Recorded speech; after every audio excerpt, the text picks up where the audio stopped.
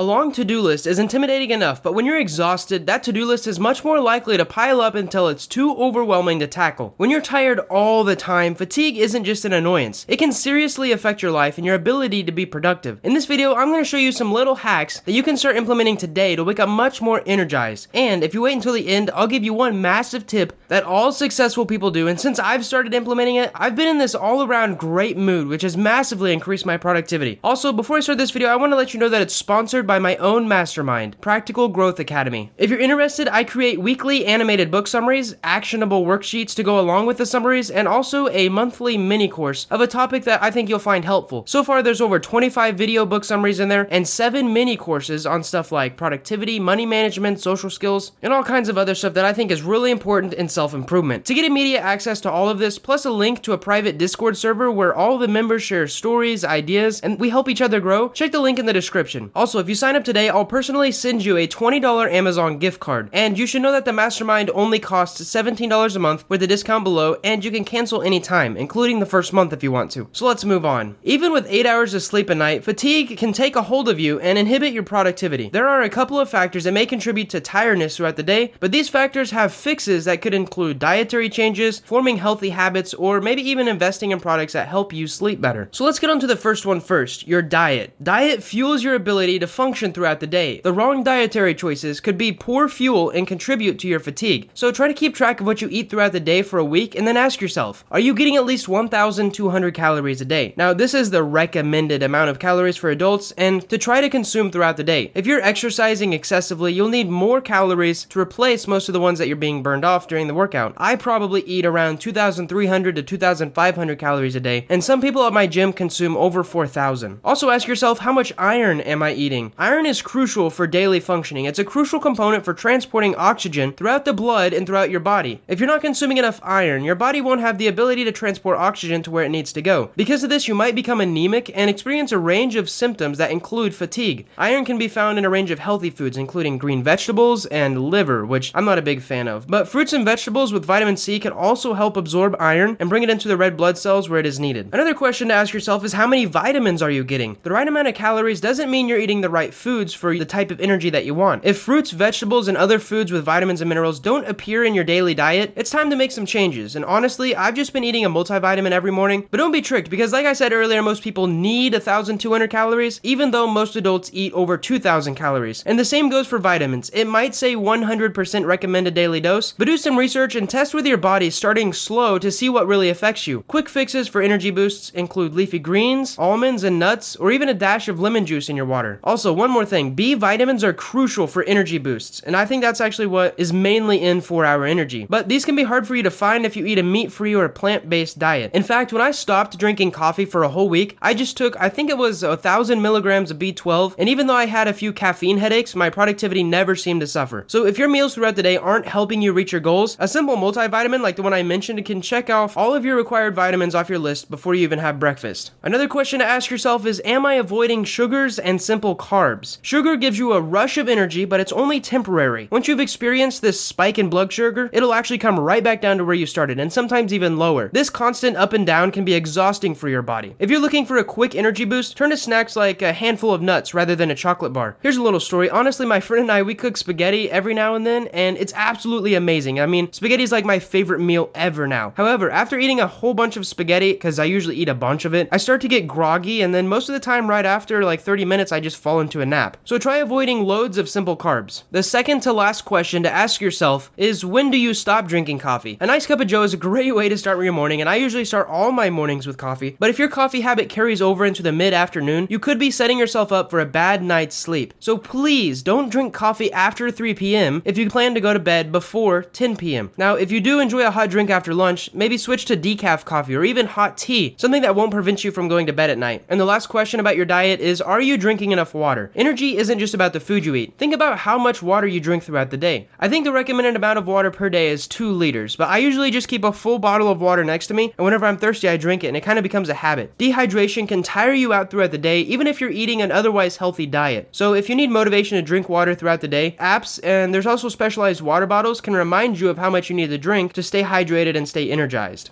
Something else that's really important to how well you sleep is your activity level. Exhaustion can be a vicious cycle. Exercise requires energy, but a healthy, sustainable energy level also requires some sort of physical activity or exercise. Also, inactivity leads to chronic fatigue, so be sure to schedule in at least 60 minutes of some sort of physical activity a day. For me, it's just going to the gym and working out. This physical activity can just be a quick walk around your neighborhood, but it will make a big difference in your body's ability to stay awake, and I think, honestly, your productivity levels too. Another very important thing about waking up excited is your mattress. Just because you're hitting the hay doesn't mean you're getting high quality sleep. A poor night's sleep will carry over into low energy levels and crankiness throughout the next day. Mattresses have a lot more of an effect than you might realize. A proper mattress will encourage correct sleeping posture throughout the night. 8 hours of sleeping with poor posture will eventually have an effect on the way that you sit and the way that you move throughout the day. Mattresses that encourage correct alignment and they prevent back pain and other types of stress on the body are very important. Personally, I had a huge king-size bed, but the mattress sucked and so did my sleep. So a couple weeks ago, I literally asked around and traded my king-size bed for a twin bed that one of my family members had. Now this twin bed, even though it seems small, it accomplished two things. One, I have a lot more space in my room, which makes my mind more clear and it kind of gives me less anxiety. And number two, I sleep way better on it just because it's a higher quality mattress, even though it's a smaller bed. The right mattress is different for everyone, but most experts recommend that you replace a mattress every 5 to 10 years. An old mattress may collect dust mites and other allergens if it's not regularly cleaned. If your mattress simply is making you toss and turn throughout the night, you might want to consider a replacement sooner than later. And if you've never purchased a mattress before, try out a few different types before you buy. Many mattress companies will offer free trial periods of their mattresses so that you can see if your sleep improves with a more firm, a soft, or just a generally newer mattress. Give yourself at least a month to see if your sleep improves with your new mattress. And there's also some other things to take in consideration. If you've tried every trick in the book to help you sleep better, it might be time to turn to a medical professional. A doctor may be able to diagnose a problem